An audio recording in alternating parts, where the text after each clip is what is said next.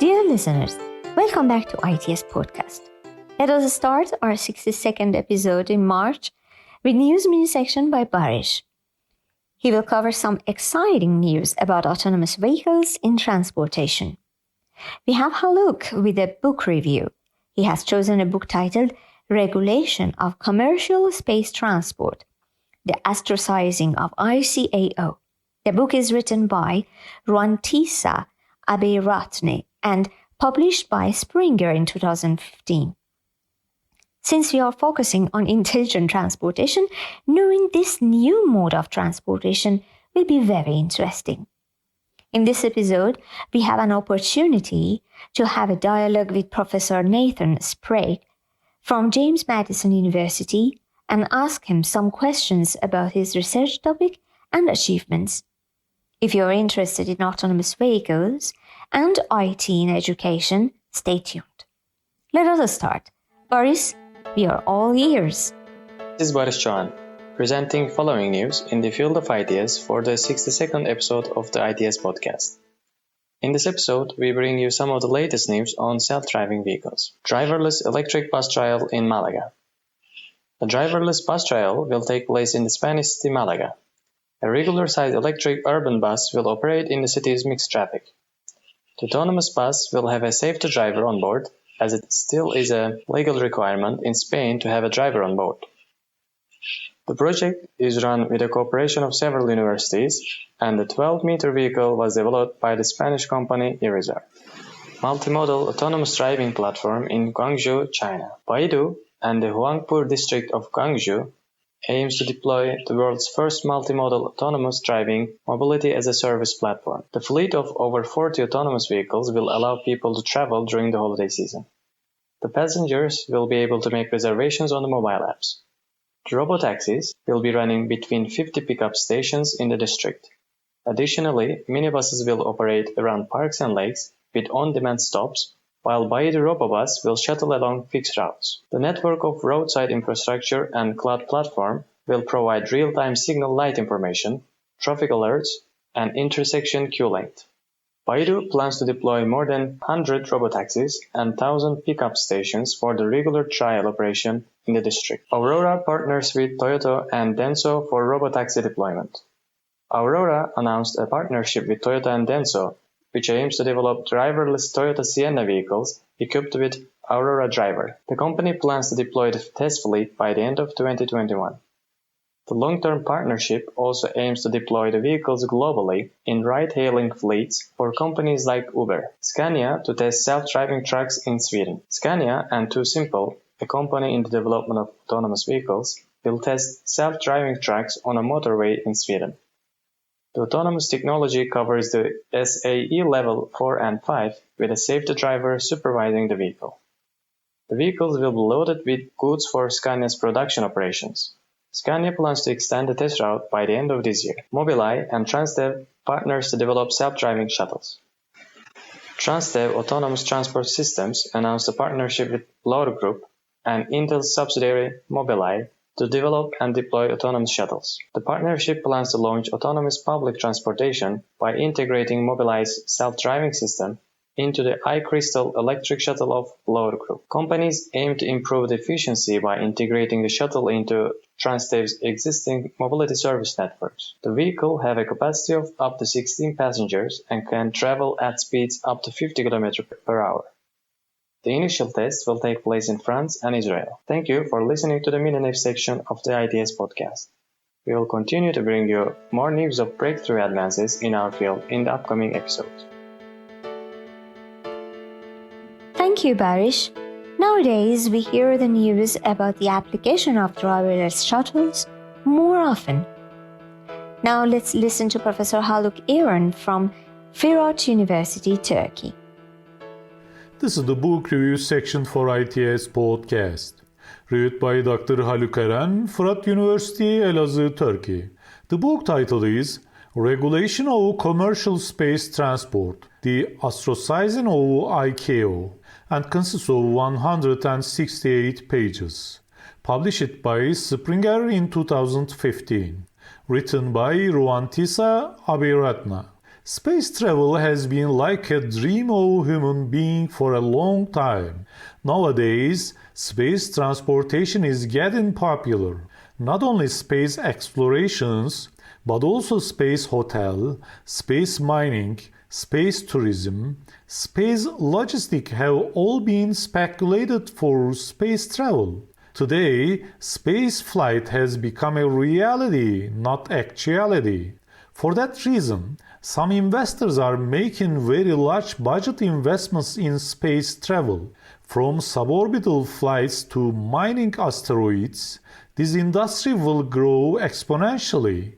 As you know, NASA's Perseverance rover has recently landed on Mars. It generally takes about 5 to 20 minutes for a radio signal to travel the distance between Mars and Earth, depending on planet positions. So, most of the space vehicles should be intelligent or autonomous. And also, all the operations for space travel require high technology management.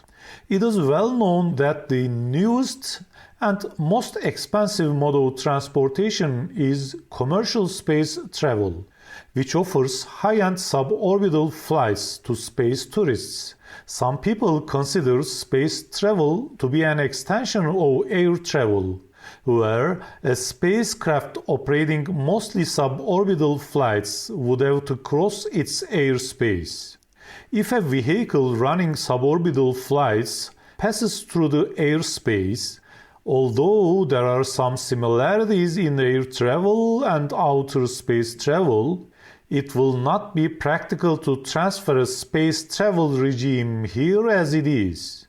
Currently, no multilateral treaty is applicable to space transportation or the exploration and exploitation of outer space resources. The dimensions of airspace have not been defined either by treaty or by customary recognition. However, Australia has a domestic law which recognizes that airspace goes up to 100 km over its land and adjacent sea territory. This book provides a look at the various details of the commercial aspects of space transport and offers a workable and practical legal and regulatory approach to be taken by the International Civil Aviation Organization. The book consists of 7 chapters. Chapter 1 explains airspace, suborbital flights, some divergent view and security implications. Chapter 2 contains safety and air transportation, considering Chicago Convention, and efficiency issues, including fuel and navigation efficiency. Chapter 3 consists of economic and social issues relating to commercial space transportation. Chapter 4 discusses ICAO for commercial space travel, such as spaceports, cargo, environment, and responsibilities of launching state.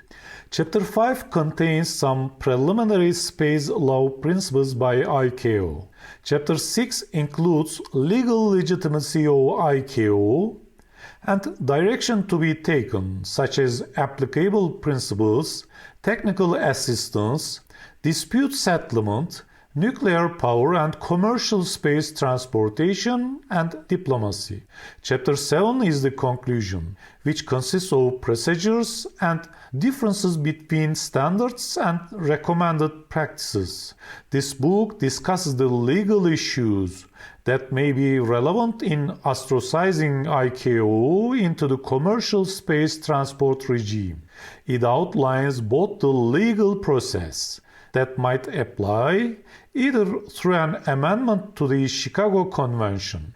It also addresses in some detail the changes that may be necessary to the existing structure of the regulation of civil aviation, both in terms of adapting the Chicago Convention principles and those of the annexes to the Convention, when drafting a new multilateral treaty on the regulation of commercial space transportation. The intended reader is Everybody or professionals associated with air transportation or space travel. Thank you, Haluk. Sharing the space could be challenging, so studying different ways to do so might be helpful. Soon, we have to look at space transportation as a new part of transportation. Dear listeners, as we had promised before, we have a special guest from University of James Maddison. Professor Nathan Sprague is here with us to answer some of our questions and talk about his initiatives and works with his colleagues and students. Let's sit back and listen to this conversation. So, dear listeners, today we have Dr. Nathan Sprague as our special guest. Dr. Nathan Sprague is an associate professor of computer science at James Maddison University. He has received his PhD from University of Rochester, and before joining JMU, he has been with Kalamazoo College. In JMU, he teaches autonomous driving, advanced programming, and machine learning, and has been working on a project, Independent Mobility for the Elderly, machine learning-based passenger-aware user interface for autonomous vehicles. It is funded by the Jeffers Trust Awards Program in Interdisciplinary Research. He is an IEEE member and a member of the ITS, and has received an award for innovative use of technology in education, along with our other colleague, Professor Sami El Tawab. Welcome to ITS Podcast, Nathan. I gave a short introduction. Would you like to add anything to what was said? No, that was a great introduction. Thank you. Thank you so much. Thank you for accepting our invitation. So you have initiated multidisciplinary research on autonomous driving cars. I guess this is based on a course that you and your colleagues are running in JMU. Could you please tell us about the course and how it works? Sure. So, and that's changed a little bit. So we've run several iterations of the course now, and the focus has changed from one semester to the next. It had its origins in the JMU X Labs. So the JMU X Labs is a nice resource we have at JMU that's specifically designed to create interdisciplinary project-based courses. Mm-hmm. So the very first offering of this course came about because the director of JMU X Labs thought that autonomous vehicles would be a good topic for a course like this, and he reached out to Dr. El Tawab and myself. Mm-hmm. So that was the first semester that we taught some version of this course, spring 2018, I believe. And what we did that semester is, neither of us had any deep expertise in autonomous vehicles at the time. So we thought we would just see how far we could get with a group of about 20 students. So we had an interdisciplinary group of students. We had students, all undergraduates, students from engineering, students from computer science, students from a department called ISAT, which is Integrated Science and Technology, which is where Dr. El Tawab was teaching at the time, and a couple of students from sort of scattered throughout the rest of the university.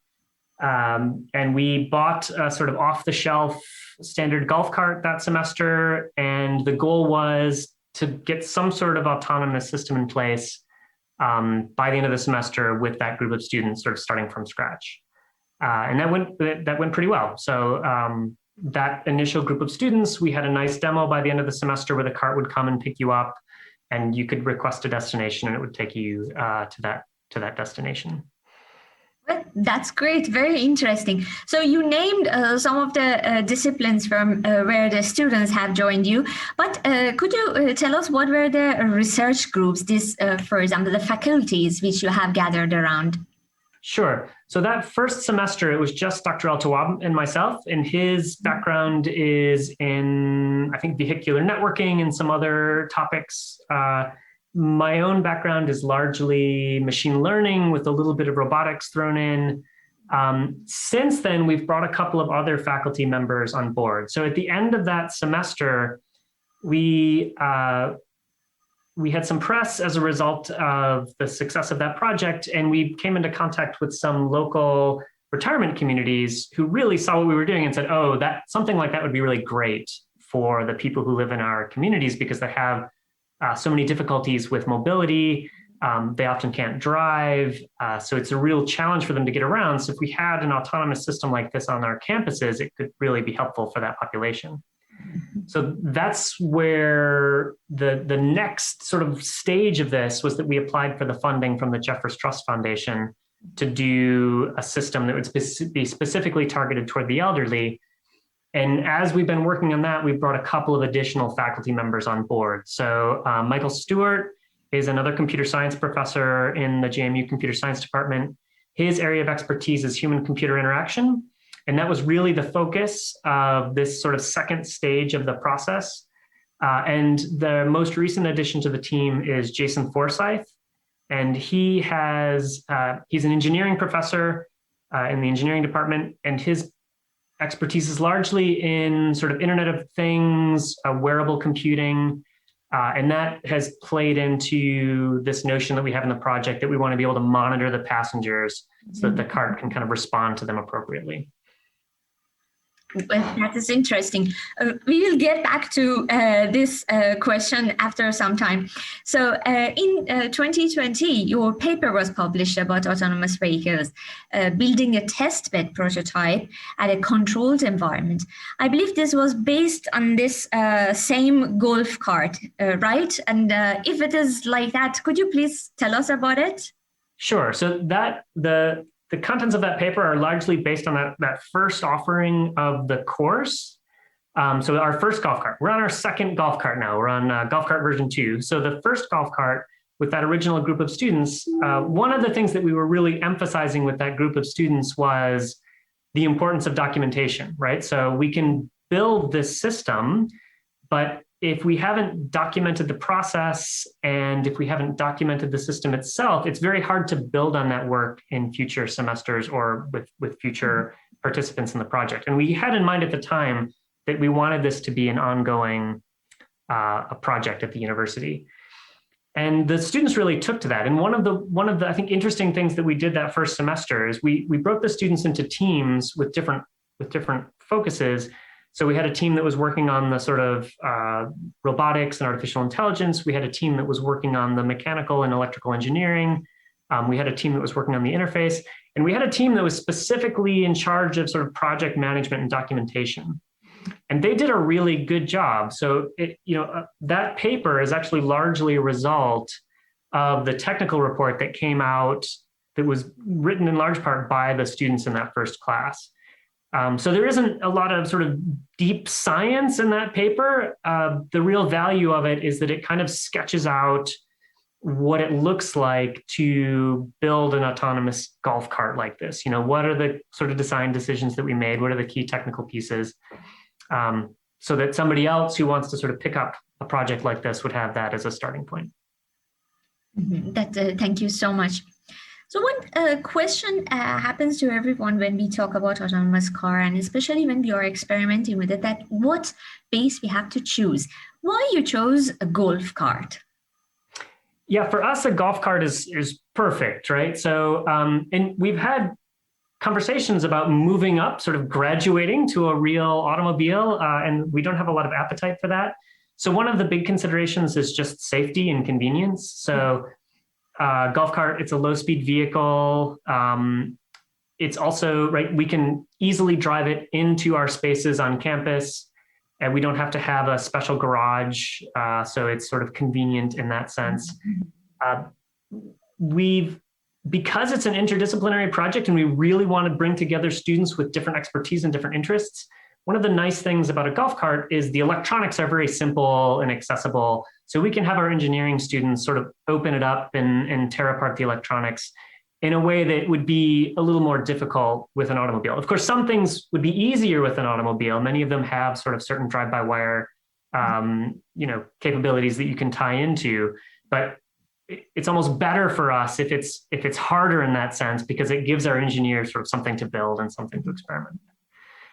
Also, as we've moved on and the focus of the project has shifted toward mobility for the elderly, this is really closer to the kind of vehicle that we would envision being practical for that application, right? A lot of the environments that we're looking at are these closed campuses They're not large, right? It's not like they're miles across so that you would need a high-speed vehicle. So it makes more sense to have something like a golf cart that would be more inexpensive and accessible. Accessible, yes. Thank you. What machine learning algorithms were used in the car? And could you embed these algorithms into an electronic card, or you have to put those laptops that we saw in the video on the golf cart all the time? Have you stepped forward towards making it simpler or something like that, hardware-wise? Yeah, that's a good question. So one of the main focuses of the project is this idea that if we really want a fully autonomous taxi system that's available for the elderly, it's going to need to somehow be paying attention to the passenger. Yes. Right. If you have a driver, you can make requests of the driver. You can tell them to stop. If you're in some kind of distress, if you're having some sort of health problem, the driver is going to notice and respond appropriately. So we really want our cart somehow to be paying attention to the passenger so that it's responding appropriately. Even something as simple as making sure that the passenger is seated properly before the vehicle starts to move. We want to make sure that that's the case. So the machine learning piece or the machine perception piece has really been focused on that, on monitoring the state of the passenger. And we've experimented with some different things. So we've used off-the-shelf computer vision systems, deep learning systems to do pose tracking and pose recognition so that we get a sort of visual skeleton of where the passenger is located in the cart so that we can determine if they're seated appropriately. We've experimented a little bit with facial expression recognition. So one of the things that we want to be able to monitor is the degree to which the passenger is stressed or comfortable with the ride. So that, for example, if they're nervous, we could maybe slow the cart down a little bit, or we could, ask if they're okay, or we could bring in a remote attendant to be able to assist them. So that's been the focus of the machine learning piece of the project. That is interesting. So some kind of safety measures are provided, right, in this experimental golf cart, right? Yes. Well, so I should also make it clear that, the golf cart is really an experimental platform right now. So we don't have any immediate plans to actually try to deploy this thing or to get, vulnerable individuals into the cart. So the safety features that we have now are basically a kill switch, and we've tried to make the collision avoidance fairly robust so that it's not going to run over someone who steps in front of the cart. So so conceptually we're building a fully autonomous system. In practice, as we're running this experimental system and trying to gather data from it, we always have a safety driver. With COVID, we haven't been able to have the safety driver in the passenger seat with the passenger, so they're sitting in the back, but they've got their finger on a kill switch so they can stop the cart at any time. So that's the main sort of concession to safety that we. So some kind of operator was sitting there. Yes, yeah, we always have an operator physically on the switch so that we can stop the cart at any time. Yeah. So, and that's definitely going to continue to be the case. So the engineering involved in making a really robust, safe system that you could deploy fully autonomously, that's way beyond what we can sort of expect to accomplish with a group of undergraduate students and nobody sort of working on this project full time. You also asked about the hardware, so I want to make sure to get back to that. Our original plan was that the compute system was going to use probably NVIDIA Jetsons, and we have access to some of those. They're reasonably capable in terms of running these deep learning models. Mm-hmm. It's just turned out to be so much more convenient from a kind of development and testing and iteration point of view to just use a laptop, right? It's easy for a student or a faculty member to just walk up to the laptop, make some changes, and then run the next test, versus remotely logging into some sort of compute system that would be built into the cart. If we were sort of moving toward deployment or scaling this up a little bit, we probably would be thinking about something like maybe a Jetson. Yeah, I understand. So replace the laptops with that. Right. Good idea. Okay. You chose golf cart and it's electric, right? So have you studied the contribution of this AV in solving current transportation challenges, something like emission, fuel consumption, and traffic congestion, if we use it more frequently? So that hasn't been the focus of our work. The focus of our work has really been narrowly targeted toward, how do you provide this service for people who really need that transportation, who don't have access to it now? I'm sure you could make an argument that if we had systems like this in place, it's going to reduce the amount of internal combustion engines that are used, right? If we can have this sort of local, smaller scale electric vehicle kind of transport, but that hasn't been at the center of the kind of questions we've been looking at. Okay, thank you so much. But what do you think about electric cars? They need charging points. Have you faced even this difficulty that, for example, the battery goes off, or you're in the middle of the way and you don't get a signal, or you have thought about some alert for a low battery charge or something like that? It hasn't been a major concern for us. So, these golf carts are designed to be able to take you on a full day of golfing without a charge. And we're generally, the kind of experimentation we're running and testing we're running, we're usually out actually operating the cart for an hour or two. So we have had no difficulty sort of keeping the cart fully charged. That would be more of a consideration if you were deploying a system like this, right? Then you'd really have to start thinking about, when do I charge? How do I get the system? How does the cart sort of keep track of its own level of charge? And how do I build that into the schedule? And in fact, one of the directions that the project is going to go into is we're envisioning sort of expanding to have a small fleet of these carts. And then you can start to sort of ask questions about that. How do you schedule them? When do you charge them? Which cart is deployed for which pickup, that kind of thing.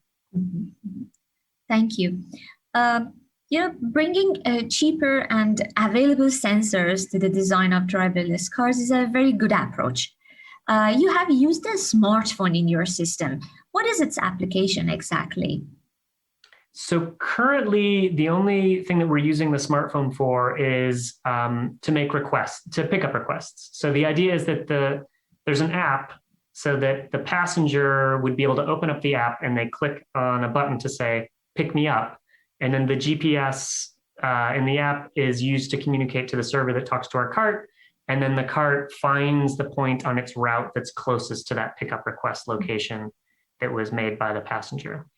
One of the things that we're working on in the current iteration of the class this semester is looking at using something like a smartwatch that would have sensors that would be able to monitor some of the passengers' biological signals, right? So heart rate in particular, we're looking at as maybe a proxy for stress level. So we're thinking of something like an Apple Watch. We're experimenting with some different hardware, but that's another sort of local device that we're looking at. Yes, that is interesting. Thank you. So there is a video online about your experiment and how it could be used in elderly homes, as you were explaining right now. And we get back to Dr. Michael Stewart, who explains about the interaction between humans and technology. What are the results and what were your findings? So that's been one of the real disappointments of this project, right? So COVID, obviously it set a lot of research projects back. And one of the real negative impacts that it had on us is that it's been a very scary time for these kinds of retirement communities that have been our partners in this project.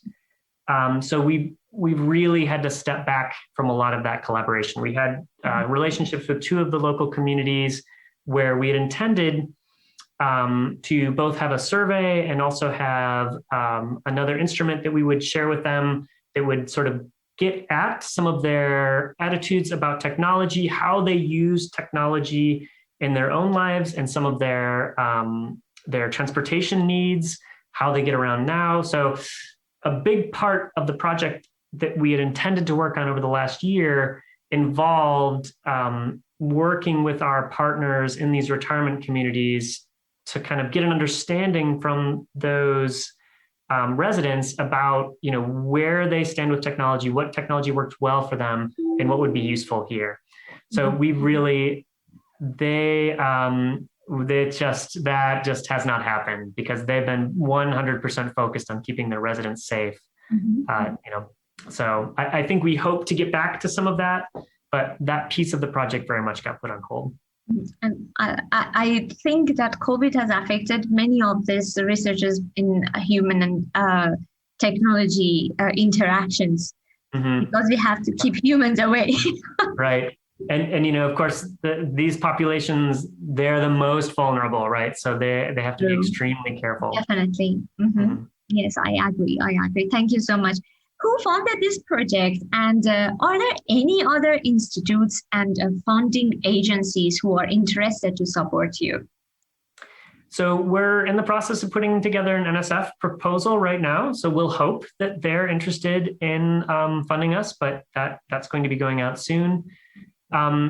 We've had some communication with other, I'm not sure, did you ask about other collaborators on this project or? It would be nice if you name. Yeah, so actually we've worked a little bit with the folks at VMI, the Virginia Military Institute. So they have a very similar project that they've worked on.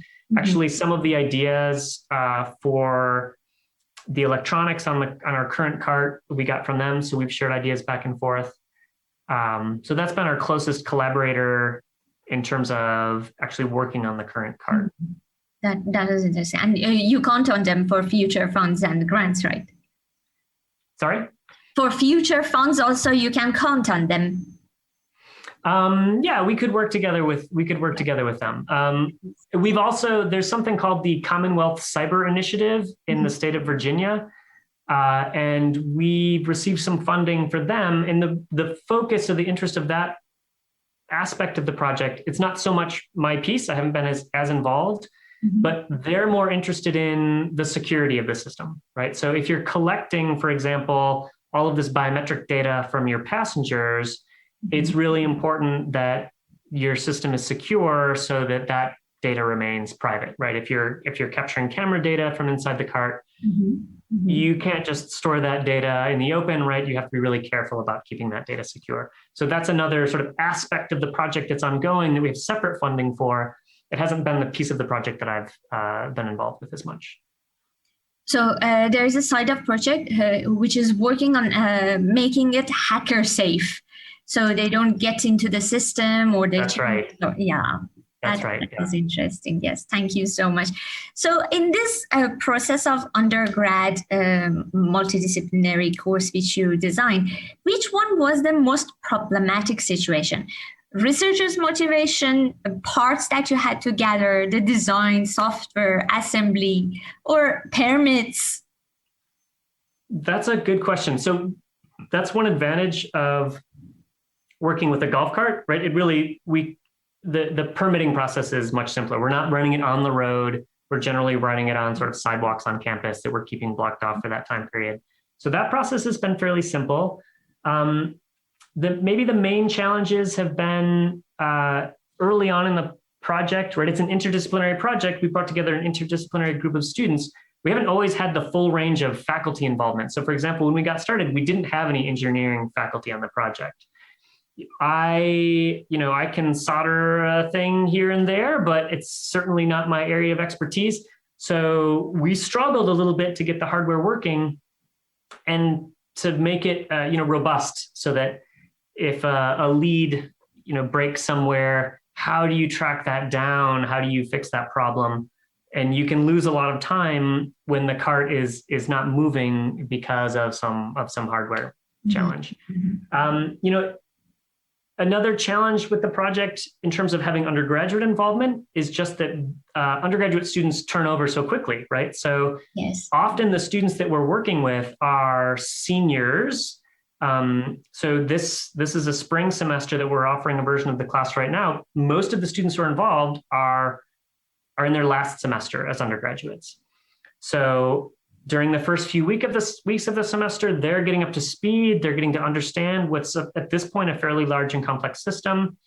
By the end of the semester, they'll be experts in the system. They'll be contributing, and then they will be gone. And so next semester, we'll have to bring in another group of students and sort of get them back up to speed again.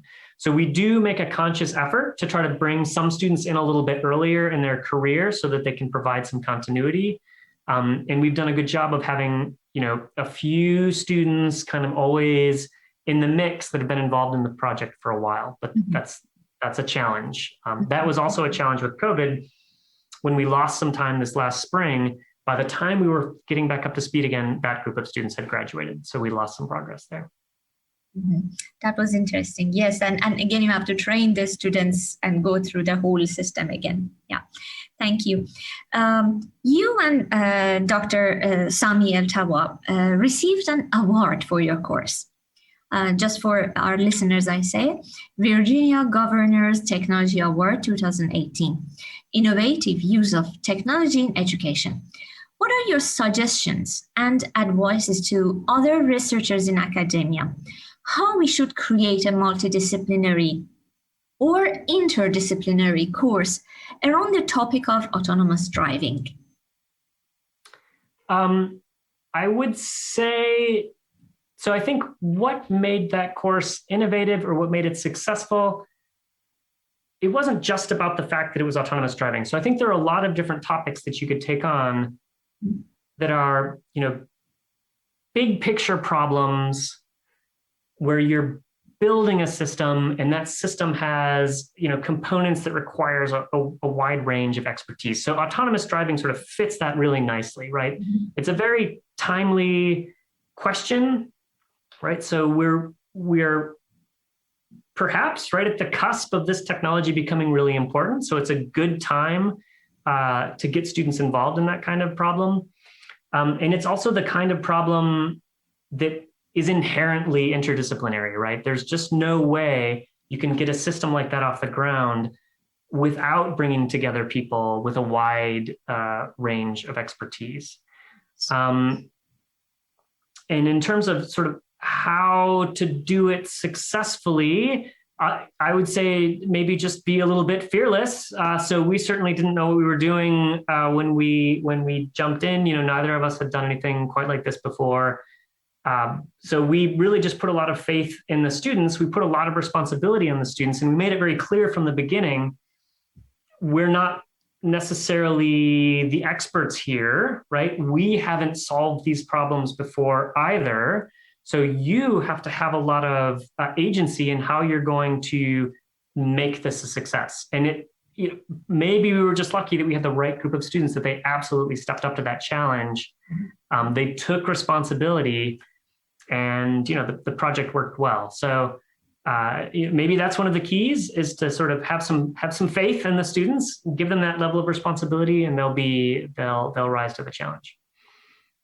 So Nathan, it was an elective course presented, or it was a core course for students, some sort of?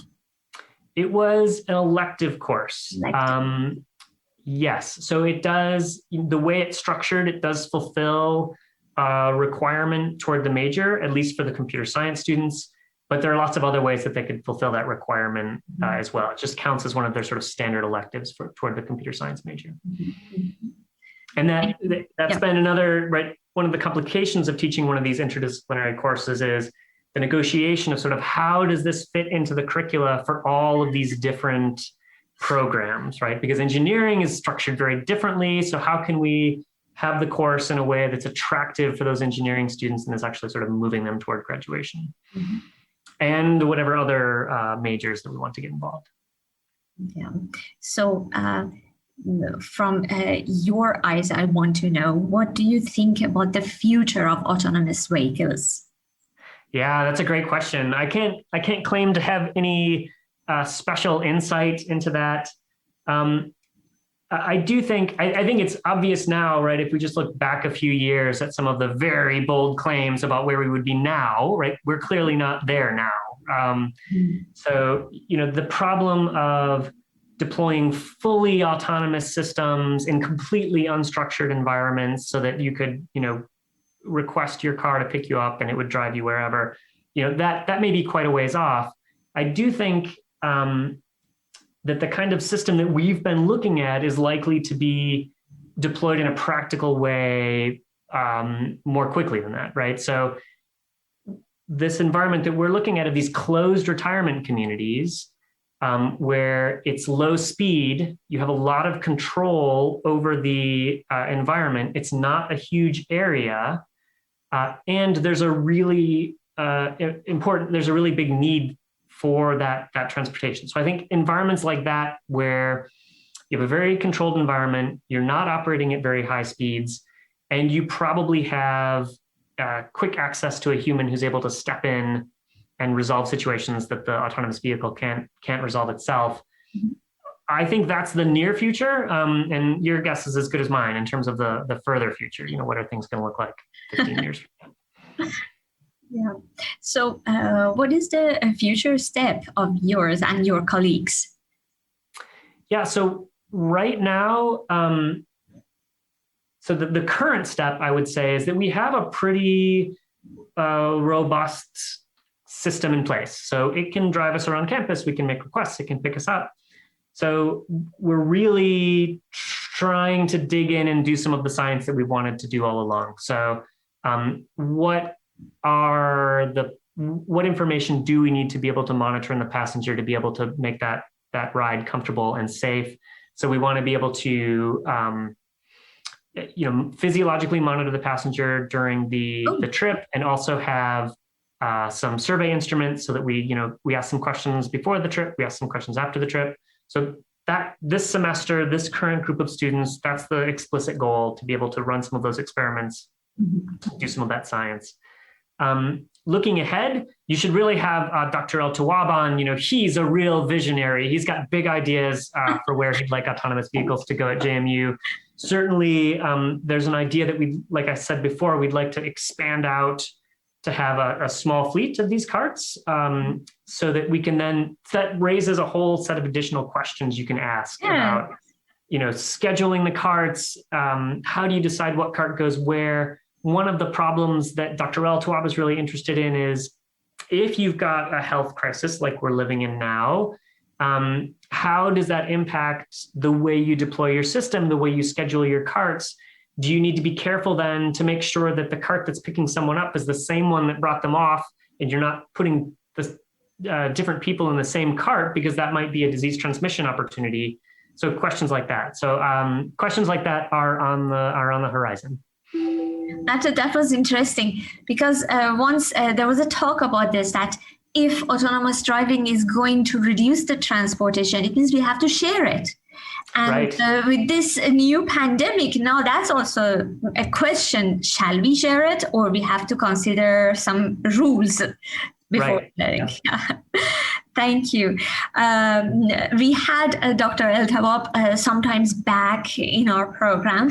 And of course, we would love to have him again with you, maybe to have a talk. That would be very interesting. So Nathan, I would like to thank you for accepting our invitation.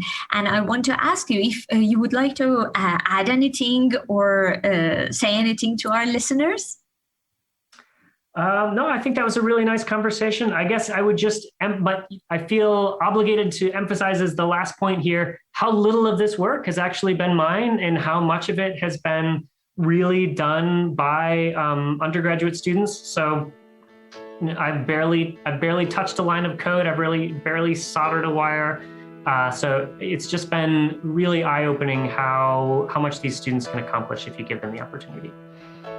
Thank you so much, Nathan. I hope your research goes as well as before, even better, and you get a higher level of automation soon. Thank you. Yeah, thank you. Thank Thank you, Nathan, for being with us. Thank you all our listeners and volunteers for supporting this podcast.